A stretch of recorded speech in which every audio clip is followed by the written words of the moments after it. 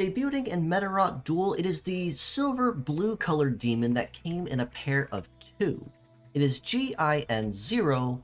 Yinja-Oh, with the kit of Thunder, Defense Seal, Sword, Wheeled Legs, and the leg ability of Captor, which buffs heat stat when attacking a target that cannot defend. Now, as a model that's available in Medarot S's permanent banners, Yinja-Oh is one of those models you probably will be seeing a pretty fair number of times within your first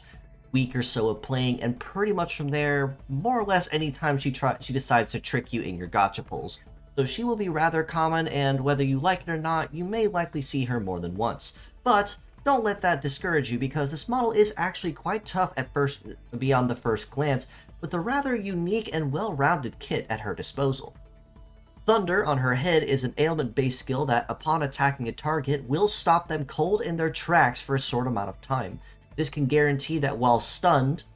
but unlike Frozen, which guarantees no dodge and no defend, stunned opponents with Thunder attacks only guarantee that all hits will land while the ailment is active, so they are still able to defend against attacks, but all the same, it is still very handy to stall any potentially deadly targets, and buy yourself even just a few extra precious seconds of time, turn the battle in your favor. Right Arm of Defense Seal is her only form of a long-range attack that, upon hitting the target, will inflict them with no defend, which honestly ties very nicely with her leg ability of Captor, because any targets that are unable to defend are guaranteed critical hits for every hit that lands on them, and they're going to be playing the field a lot more cautiously in order to keep their damage as low as possible. Left Arm of Sword is a conventional melee skill that you can honestly never ever go wrong with using, because it's a very well-balanced skill across the board, and you can fit it very flexibly pretty much anywhere with no major drawback or penalty. Wheeled Legs means that Yinja-Oh will have probably the highest base speed of most leg types very well, but the other issue and drawback with Wheeled Legs is that she also is very picky with what terrain she's good at, arguably only having, say, 2 terrains at best, including Cyber at S, where you can really use the legs effectively.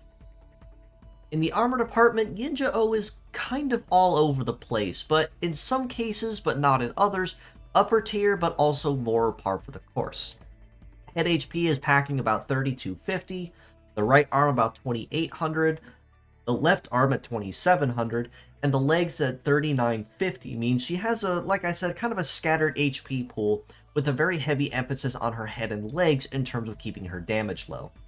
But when it comes to base power, Defense Seal you really don't have to worry too much either at 906 because it is an ailment-based attack, but a sword at 1338 means even for a left arm, especially among female models, it's actually a very upper tier based weapon that is also non-heavy and well-rounded, means you can fit it anywhere and rely very safely and comfortably on this part without really having to face any debuffs or penalties for it.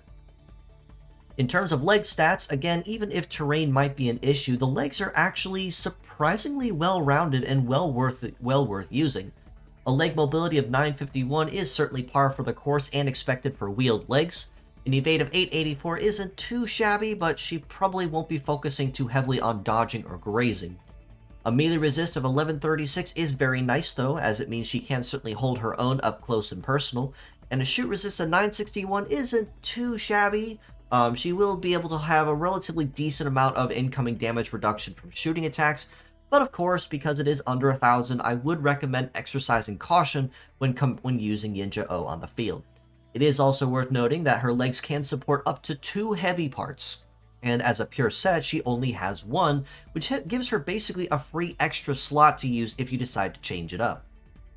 All this being said, as a pure set score, I still do have to rate Yinja-Oh a pretty solid 6.5 out of 10, and in some cases, arguments might even be made for a 7 in some cases. And the reason why I didn't rate her a 7 is, despite the fact her kit is very well synergized with itself, Thunder and Defense Seal can work very well together, and Captor honestly synergizes incredibly well with Defense Seal, and then you can use Sword for your conventional damage. Despite this, however, given the fact that she is also a wheeled-legged type of model, means her compatibility on terrains is going to be her biggest drawback and struggle, because on pretty much every terrain except 2, as mentioned, she's going to be struggling to keep up with the competition and get things stuck in her wheels to slow her down.